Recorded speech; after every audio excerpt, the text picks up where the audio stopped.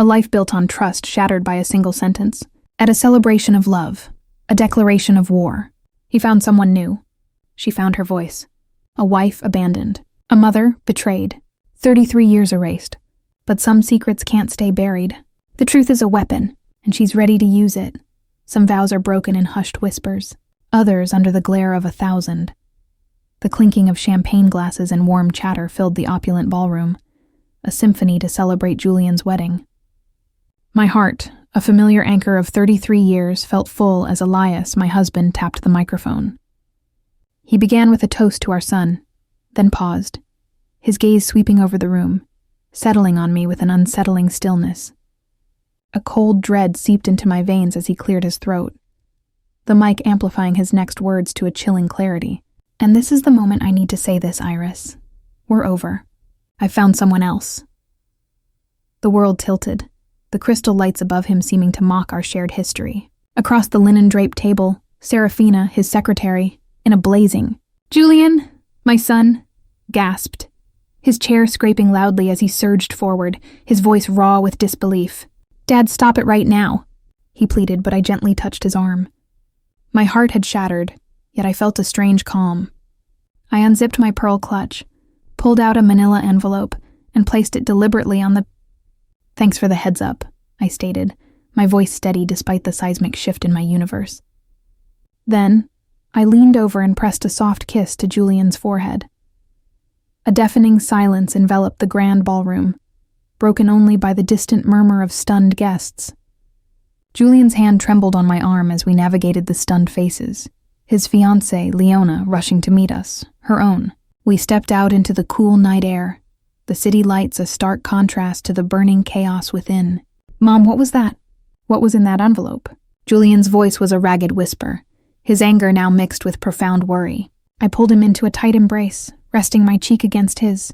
"It's a conversation for another time, my love. For now, let's just get you home with Leona." The weight of the moment pressed heavily on me, a new, unforeseen chapter unfolding beneath the glow of street lamps. I knew this wasn't just about Elias anymore. It was about reclaiming myself, about the quiet strength I'd buried for decades. Back in the quiet solitude of my elegant apartment, the silence felt heavier than the ballroom's din. The Emerald N, who had just endured such a public humiliation. I changed into a soft silk robe, my movements precise, almost ritualistic, as if to assert control over something, anything. My gaze fell upon a framed photograph from our 25th anniversary. Elias and I, smiling, oblivious to the cracks that would form. I traced his face with a finger, a ghost of a touch. The manila envelope, now resting on my coffee table, pulsed with unspoken power. Inside, I knew, were the documents that would redefine my future, carefully collected over months, silently anticipating this very moment. I picked it up, feeling the cool, crisp paper, a testament to my quiet preparation. This wasn't a moment of defeat. It was the dawn of a new strategy. The next morning, the city hummed with its usual indifferent rhythm. But for me, everything had irrevocably shifted. I found myself at a discreet coffee shop, the aroma of fresh brew doing little to soothe the tumultuous thoughts in my mind.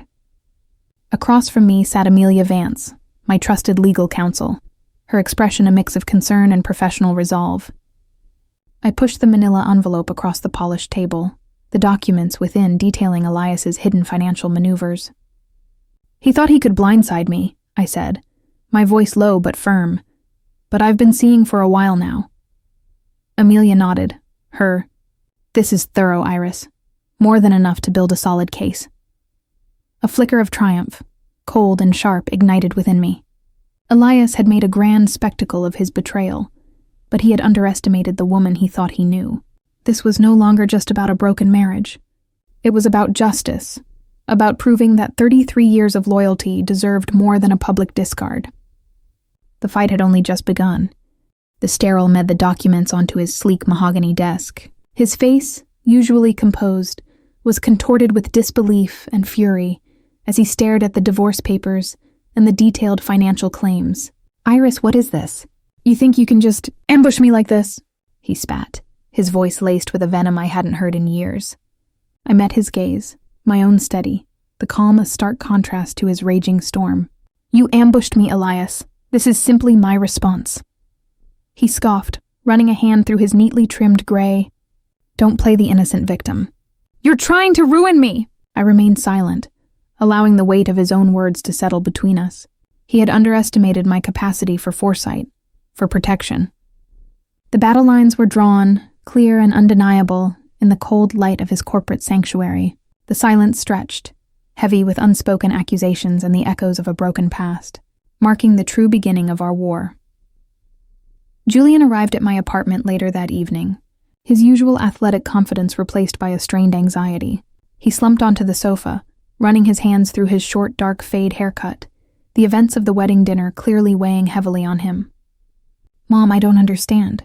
Why did you know all this? Why didn't you say anything sooner? He asked, his voice a raw mixture of hurt and confusion. I sat beside him, taking his hand, feeling the tremor in his fingers. Julian, some battles are fought in silence.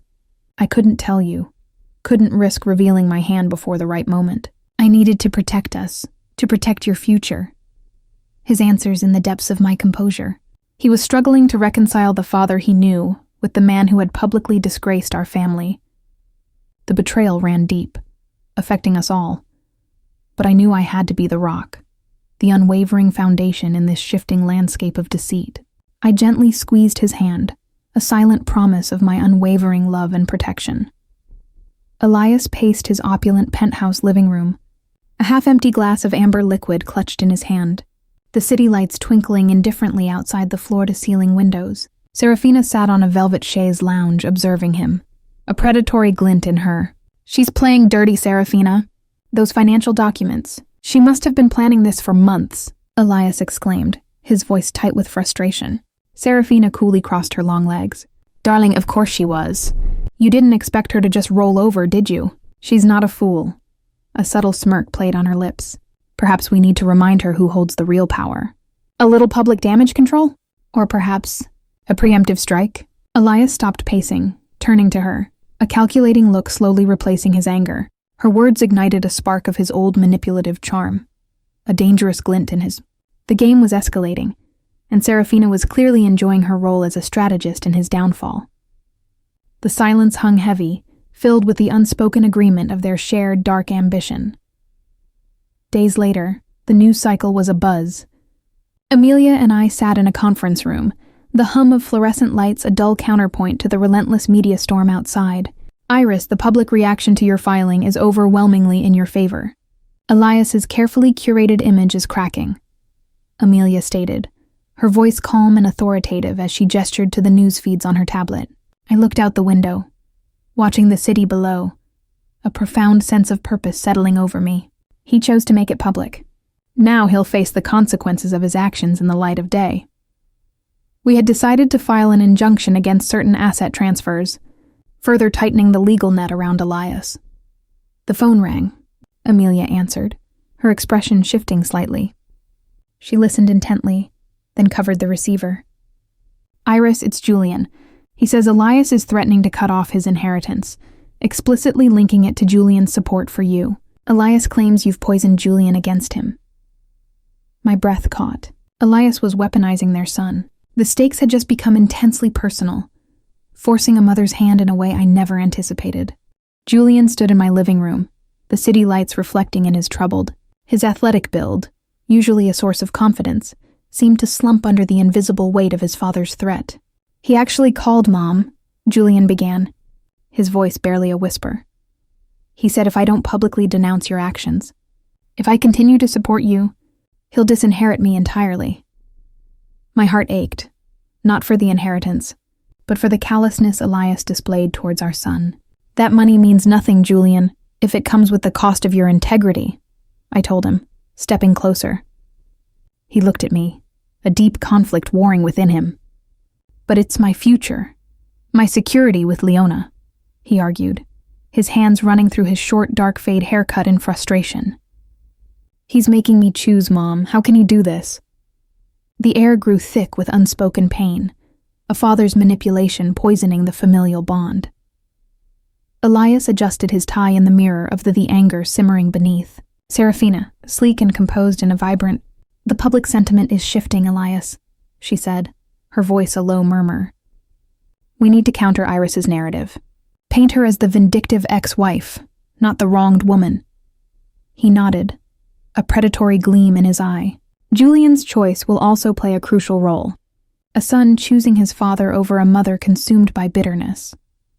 A public relations team bustled around them, making final adjustments before his live interview. He was about to deliver a carefully crafted message, twisting the knife of public opinion. This was a calculated strike, designed to undermine Iris's credibility and sway the court of public perception. The television screen in Amelia's office glowed with Elias's interview, his voice smooth, his words a carefully constructed lie. He's spinning it, I said, my voice tight, watching him portray himself as a heartbroken husband. He's trying to make me out to be the villain. Amelia Vance, ever composed, paused the playback. This was expected, Iris. He's a master manipulator. But his words carry less weight when contrasted with the documented truth. She tapped her tablet, bringing up legal precedents. We need to file a counter-injunction, perhaps a motion to expedite discovery. His public posturing can be used against him, showcasing his disregard for court proceedings and ethical conduct. Her resolve was a steadying force, reminding me that the truth, however distorted, still held power. We would not let him control the narrative. We would reclaim it with facts and legal precision. Later that afternoon, a familiar chime echoed from my phone. It was Julian, I answered, my heart bracing for whatever news he carried. Mom, I can't do it. His voice was strained, thick with emotion. I can't betray you. Not after everything. He's my father. But he's wrong. A wave of relief, pure and profound, washed over me, mingled with a fresh surge of fear for what this decision would mean for his future. Julian, are you sure? I asked, my voice barely a whisper. Yes, I'm sure, he affirmed, a newfound strength in his tone. I'm going to release a statement supporting you. I'm choosing you, Mom. Just as I processed his words, a notification flashed across my own tablet.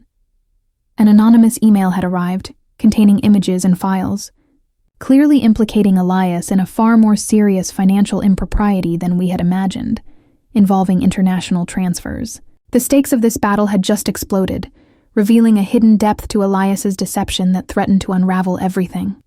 The anonymous email, a digital Pandora's box, lay open on Amelia's tablet, its contents painting a grim picture of Elias's true financial labyrinth. My hands, usually steady, clenched around my pearl clutch, the cool pearls a grounding contrast to the heat rising within me.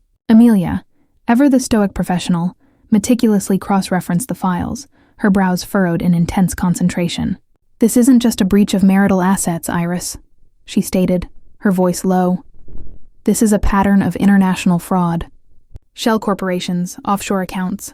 It's far more extensive than we initially imagined. A quiet fury simmered in my chest, a validation that my instincts had been right, but also a fresh wave of dread at the depth of his deceit. The thought of Julian, standing firm by my side, refusing his father's threats, resonated as a beacon of strength.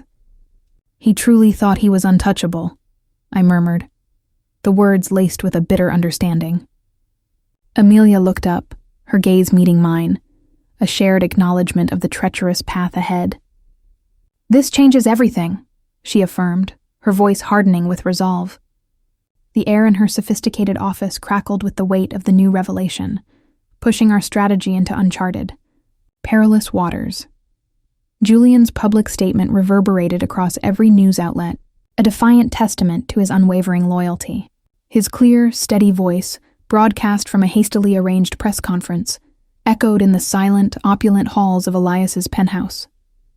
He spoke not of money, but of integrity, of standing by the truth, shattering the carefully constructed narrative Elias had spun. Elias watched the broadcast, a vein throbbing visibly in his temple, his usual charming facade completely shattered by a mask of raw fury. Serafina stood beside him, her long blonde ent. He chose her, Elias hissed, his voice a venomous whisper. He chose his mother over everything I built for him. The phone in his hand vibrated with a relentless barrage of calls, his carefully cultivated public image crumbling in real time. This was more than a legal setback. It was a personal betrayal. a son openly defying his father on a global stage, changing the tide of public perception irrevocably. The fallout from Julian's statement and the leaked financial document sent shockwaves through Elias's world, leaving him reeling in a tempest of his own making. In the shadowy confines of his private study, a whiskey glass clutched tight in his hand, Elias paced like a caged predator. How could he do this? How could Iris turn my own son against me? He raged, his voice thick with a wounded ego. Serafina, her sharp features set in a calculating mask, coolly outlined their dire situation. Darling, we're bleeding. Public opinion is turning, and this new, anonymous evidence, it's damaging. Her gaze narrowed, a dangerous spark in her. We need to hit back hard. Not just legally, but personally. Find the source of that leak. And Julian, well, a son's loyalty can be fragile when faced with enough pressure. Or enough scandal. A sinister thought took root in Elias's mind. A desperate, dark strategy beginning to form, fueled by a potent cocktail of fear and vengeance. The stakes were no longer just about finances.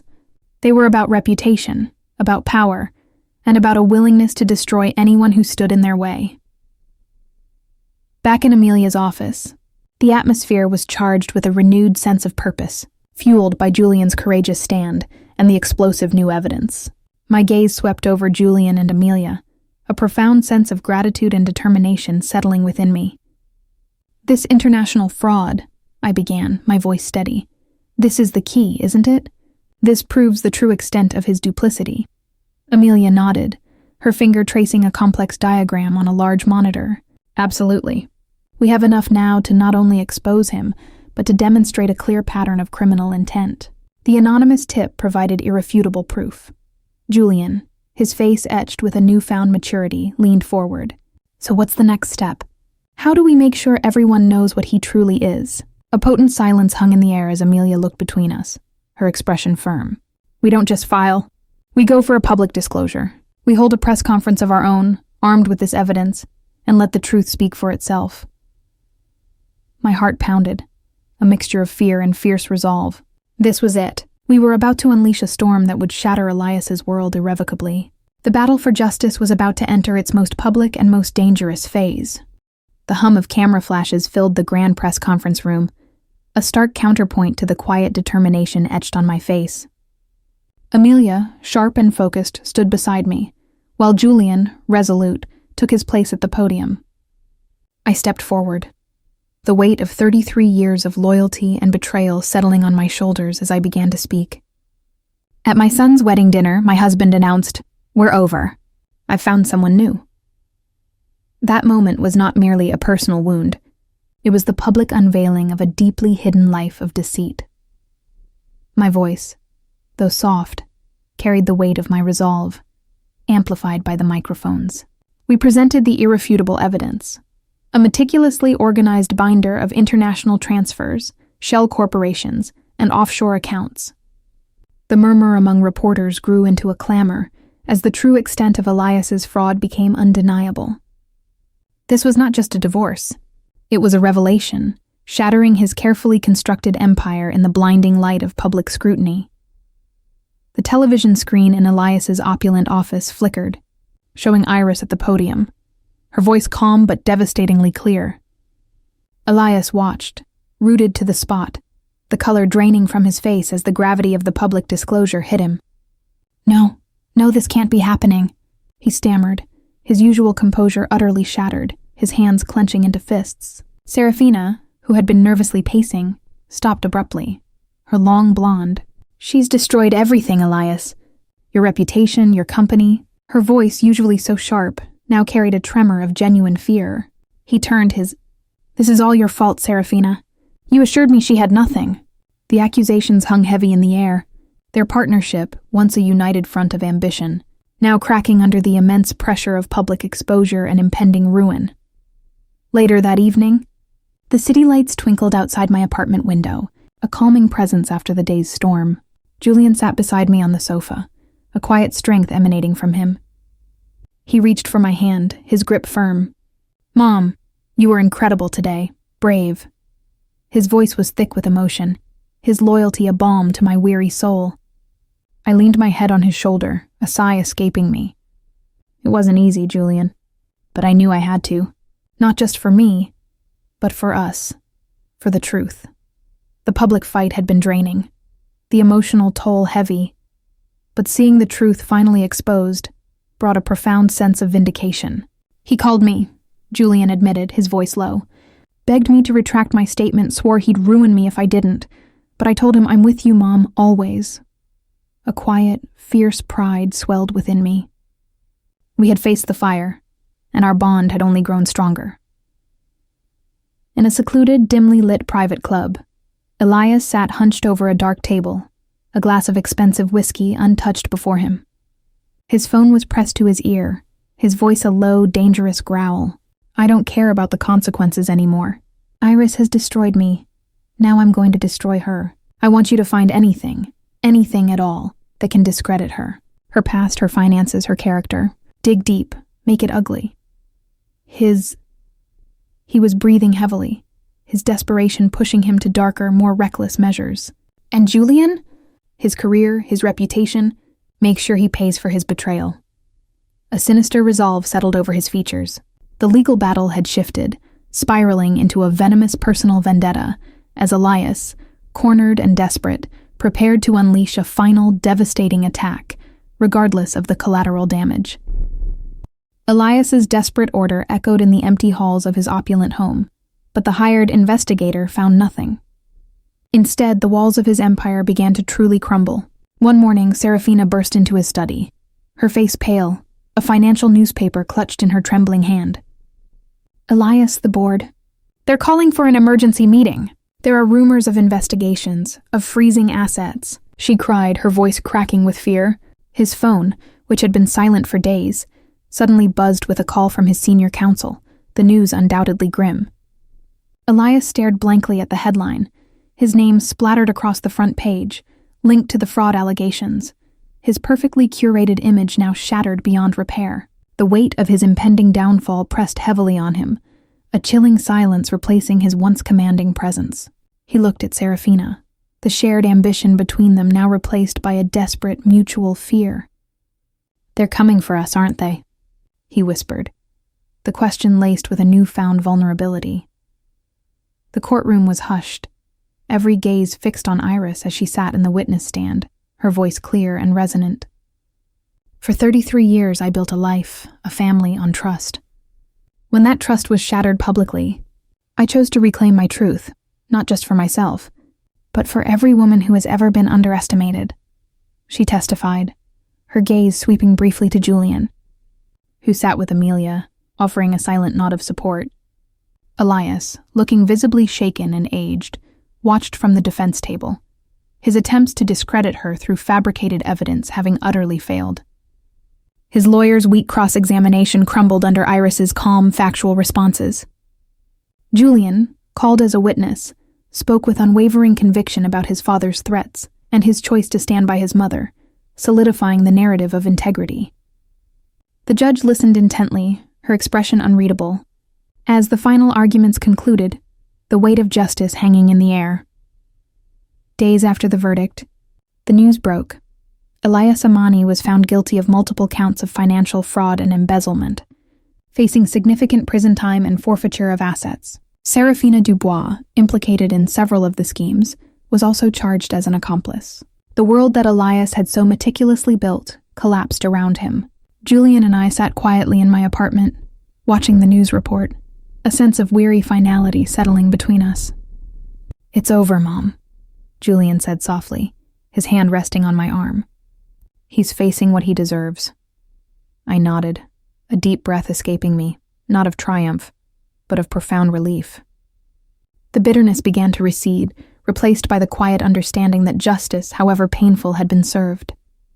We spoke of his future, of Leona, and the new life they were building, unburdened by his father's deceit. The storm had passed. Months later, the city felt different, brighter. I walked along the waterfront, the salty air invigorating, a pearl clutch replaced by a simple, elegant handbag. The once heavy wedding ring on my finger was gone, replaced by the warmth of the sun on my... I had started a new venture, consulting for women entrepreneurs, helping them navigate the challenges I had overcome. The fear and anger had given way to a quiet confidence, a serene understanding of my own strength. Julian and Leona had welcomed a beautiful baby girl, and their happiness was a constant source of joy. Looking out at the shimmering water, I smiled, truly, deeply. My identity, once intertwined with Elias, was now wholly my own, richer and more resilient than ever before. This wasn't an ending, but a vibrant, hopeful beginning. Thank you for joining Iris on her journey of resilience and rebirth. Like this video, subscribe to our channel, and hit the bell for more empowering stories.